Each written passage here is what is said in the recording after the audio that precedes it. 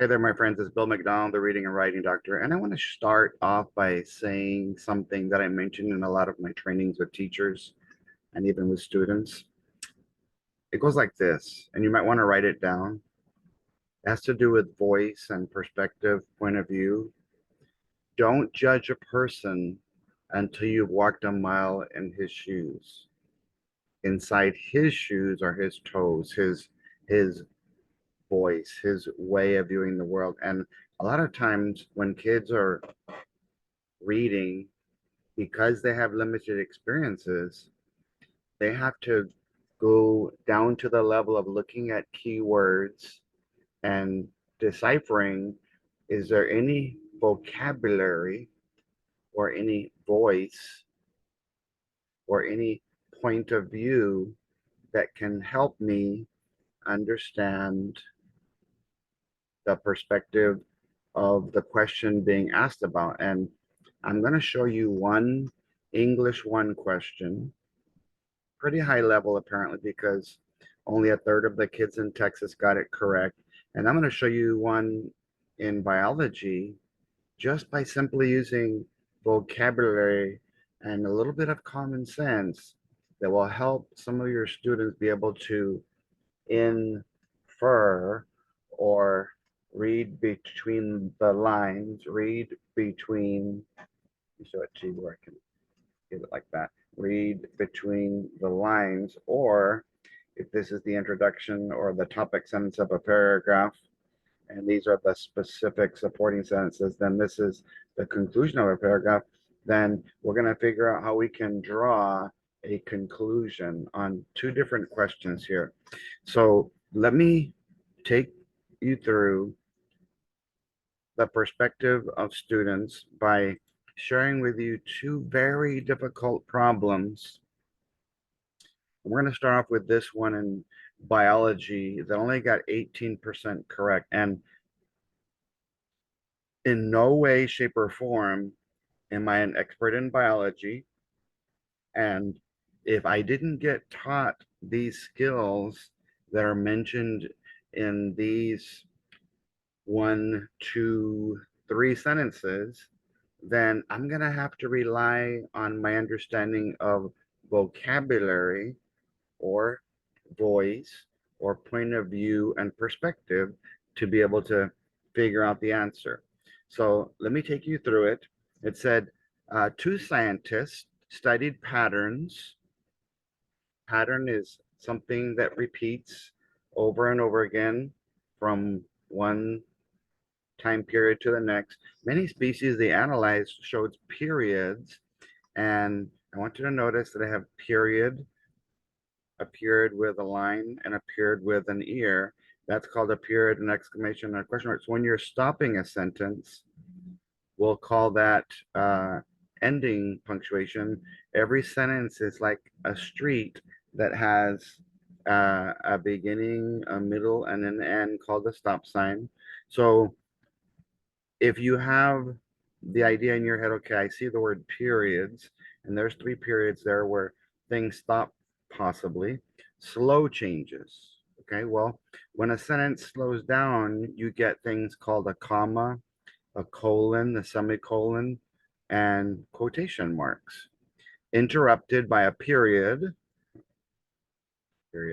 of rapid change, going fast, and the sentence whenever you're not slowing down for one of these punctuations or stopping for one of these, you're going through words rapidly.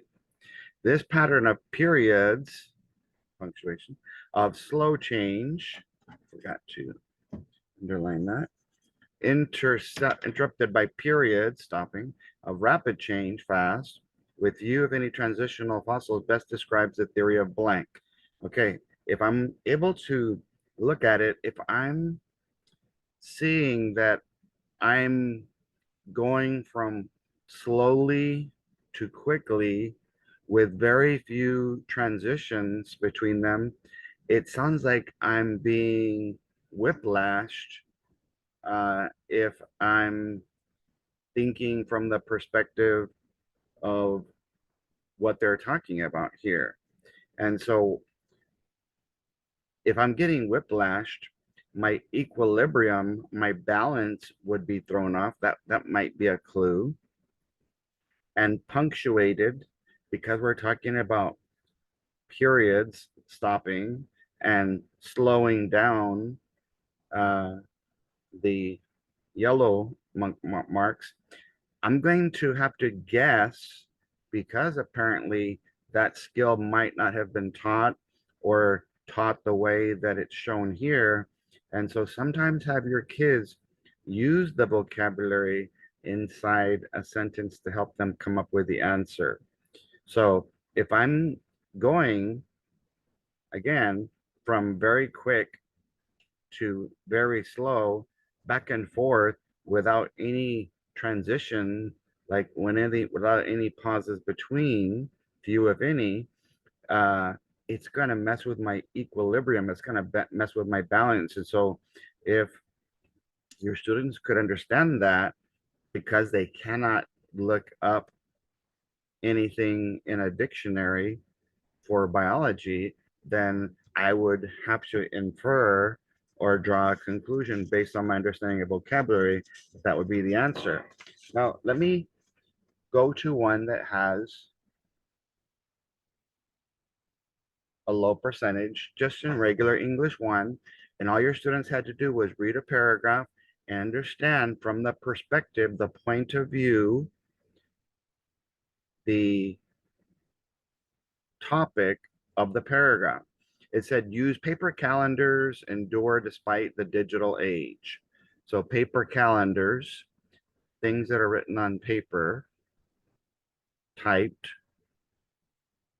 written, endure despite the digital age where everything's on computer or technology, phones, to answer the following question.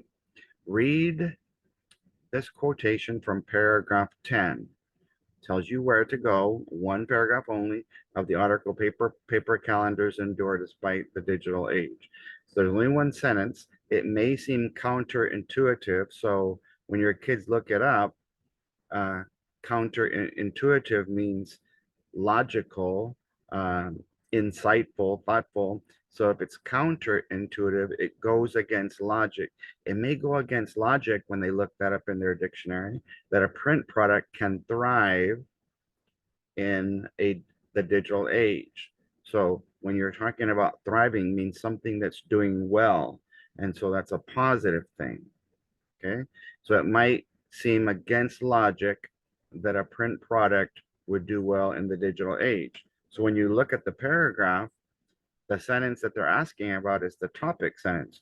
So if their topic sentence, the main idea of the paragraph, it says may seem, and then it's immediately followed by the word but, a conjunction meaning the opposite, then you got to really pay close attention to what the next sentence is saying so you can understand the specific the specificity the specificity of the topic sentence and how it relates to the following sentence. The continued success of some paper calendars mirrors that of printed books, an industry that several years ago was confronting what seemed like the very possibility that ebooks would outsell the printed variety. So even though it goes against logic that a print product can do well, they're saying don't, what is that saying? Don't count your chickens before they hatch, basically. So the opposite is true. Now, this goes from talking about something very specific to another thing very specific. Let's look at the answers. Why did the author include that quotation? Well, to show that he's qualified to discuss print and digital purposes. Well, since the author never uses I, me, am, or we, he never writes in first person. He wasn't talking anything about himself.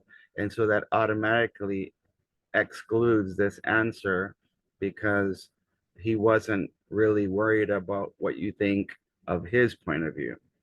To explain that people cannot draw conclusions about print versus digital products. Okay. Well, yeah, they're saying that supposedly the print products are going to be outsold by digital products, and that's something specific. So that could be an answer. To emphasize that he remains skeptical about the popularity of calendars, well, since he is not mentioning himself, remember again in first person, it's I, me, or we, skeptical, my point of view. That's not mentioned in there. He writes in third person the whole time. Uh, we can't use that phrase. That one little dum dum, that little detail right there makes this untrue. To indicate that the information he presents may surprise some readers. Okay, when you have an answer like this, which may be true, but the answer that you're looking at, J here, is vague, and the letter G is more specific, you're always going to go with one that's more specific. And so 1/3 of the students who got this correct were probably able to infer that since you're talking about a specific topic in paragraph 10, then you want a specific answer to explain why he would include a quotation. And so that's just using what I call a little bit of common sense. We have five senses. Maybe the sixth sense can be common sense.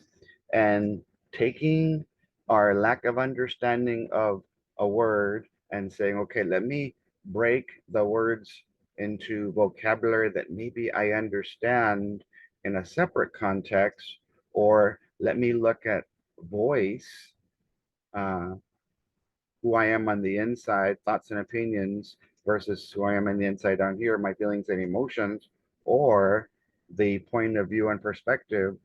In both cases, in the first one that we looked at, it came down to vocabulary, and the second one, it came down to saying, um, it was based on the point of view of the character, helped me understand, and getting rid of an answer that was vague and replacing it with one that's more specific. So remove anything that's vague and pick one that's more specific. So go ahead and share that with your uh, teacher friends.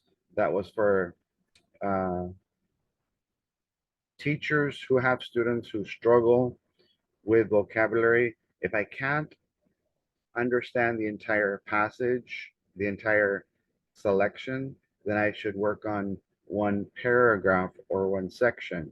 If I'm not understanding an entire paragraph, then I should work on one sentence or the details in that sentence. So basically, let's say that we're thinking of the dum-dums, the details inside the smarties, the sentences. And so I hope that understanding vocabulary, voice, point of view, and vague versus specific will help you with some of these questions that were more difficult for your students this past year. And we'll tune in next time when we have another similar one. I'm going to take you through several math problems, some reading, biology, a lot of the questions that got the lowest scores in several different subjects, and we can see if we can apply some of this B stuff in other questions as well. Take care. God bless. Please email me if you have any questions.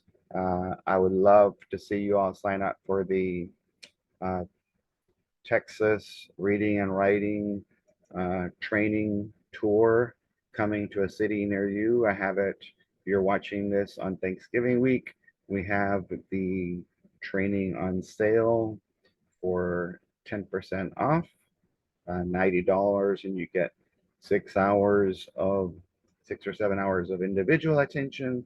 You'll get 100 hours of uh, editing, revising, constructed, short answer, and extended essay help because of our Crest online training. And you'll get free uploads of all my new passages that I make in both digital and online format. So hopefully you'll sign up for that. Email me at writing_doctor@yahoo.com for a link, or you can message me if you're watching this on Facebook. Be sure to like the video on YouTube and click subscribe so you can get any new ones that I post. Take care.